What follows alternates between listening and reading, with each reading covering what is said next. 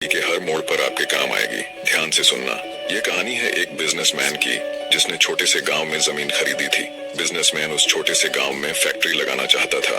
एक दिन जगह का अच्छे से निरीक्षण करने की सोचकर अपनी गाड़ी लेकर उस गांव में जाने के लिए निकलता है और एक ऐसी जगह पहुंच जाता है जहां पर उसके सामने नदी होती है और उसके ठीक सामने गांव होता है। अब उसके पास दो विकल्प थे।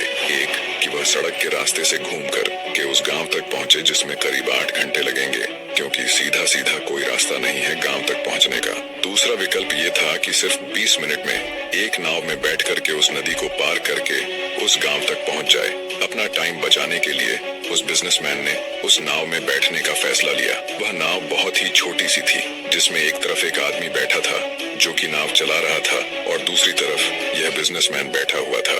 तो नाव में बैठने के थोड़ी देर बाद उस बिजनेसमैन ने उस नाव वाले से पूछा, तुझे पता है तेरी नाव में कौन बैठा है? उस नाव वाले ने बड़े भोलेपन से कहा, नहीं साहब, मुझे नहीं पता कि आप कौन हो। तो बिजनेसमैन बोला, अरे तू अखबार नहीं पढ़ता है क्या? हर दूसरे दिन मेरी फोटो आती है अखबार में। तो नाव वाला बोला, अरे साहब, मुझे पढ़ना लिखना नहीं आता। ये सुनकर उस बिजनेसमैन ने उसका मजाक उड़ाते हुए उसको कहा, तुझे पढ़ना लिखना तक नहीं आता, ऐसी जिंदगी का क्या फायदा?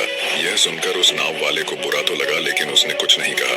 थोड़ी देर बाद वह बिजनेसमैन उस नाव वाले से बोला, अभी कुछ ही दिन बाद सामने तू जो जमीन देख रहा है, यहाँ पर मेरी एक बहुत बड़ी फैक्ट्री होगी जहाँ पर हमारे ब्रांड की मिनरल वाटर की बोतल बनेगी। उस नाव वाले को बात समझ नहीं आई। उसने पूछा, क्या बनेगा साहब? वह बिजनेसमैन थोड़ा सा चिढ़ते हुए बोला, तू मिनरल वाटर की बोतल नहीं समझता?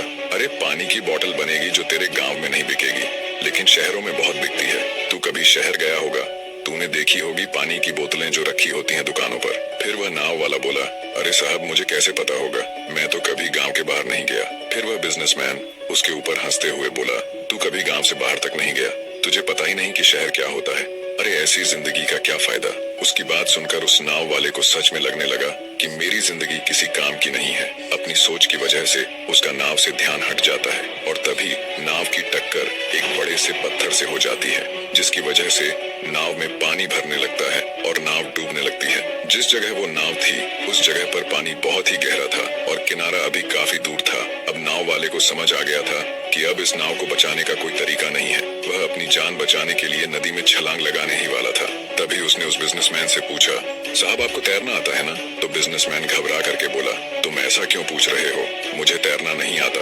उसकी बात सुनकर के नाव वाले को हंसी आ गई और वह बोला, अरे साहब, आपको तैरना तक नहीं आता, ऐसी जिंदगी का क्या फायदा? यह सुनकर के उस बिजनेसमैन को अपनी गलती का एहसास हो गया। वह हाथ जोड़ करके नाव वाले से बोला, तुम जो कहोगे मैं तुम्हें दूंगा, बस मेरी जान बचा लो। तो उस नाव वाले ने बोला, अरे साहब, आप घबराओ नहीं, मुझे सिर्फ तैरना नहीं आता, मुझे डूबते हुए लोगों को बचाना भी आता है। अब मुझे कस के पकड़ लो, मैं आपको कुछ नहीं होने दूंगा। और फिर उस नाव वाले ने न सिर्फ अपनी बल्कि उस बिजनेसमैन की भी जान बचाई।